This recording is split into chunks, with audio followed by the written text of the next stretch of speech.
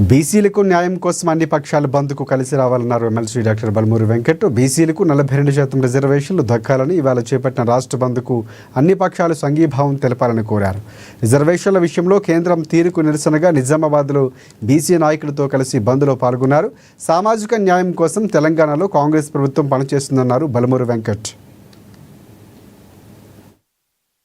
ముఖ్యంగా ఈరోజు బీసీల కోసం ఏదైతే రిజర్వేషన్ కల్పించాలి, చట్టం తీసుకురావాలి, పార్లమెంట్లో దాన్ని కేంద్రం కూడా దాన్ని ఆమోదించాలి అనే దాంతో పార్టీలకు అతీతంగా ప్రజలందరూ కూడా ఏకాభిప్రాయంతో పెద్ద ఎత్తున ఈరోజు మూవ్మెంట్ కోసం, ఈ బంద్ కోసం అన్ని పార్టీలు కూడా తెలంగాణ రాష్ట్రంలో ఉన్న అన్ని పార్టీలు దీనికి మద్దతు ఇవ్వడం జరిగింది.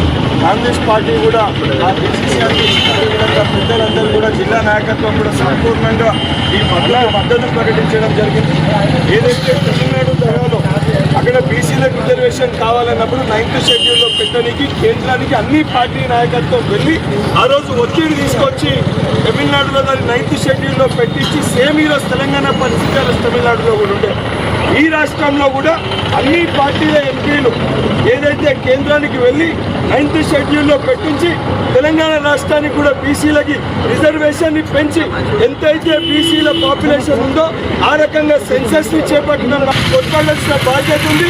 రాష్ట్రంలో ఏదైతే అధికారంలో ఉన్న కాంగ్రెస్ పార్టీ పక్షాన మా గౌరవ ముఖ్యమంత్రి గారు గతంలో బిల్లు పెట్టడం కానీ, ఆర్డినెన్స్ తీసుకురావడం కానీ, గవర్నర్కి పంపడం కానీ, ప్రెసిడెంట్ ఆఫ్ ఇండియాకి పంపడం కానీ, ఈరోజు బంధుకు కానీ అన్నింటికీ ముందున్న విధంగా తప్పనిసరిగా రిజర్వేషన్.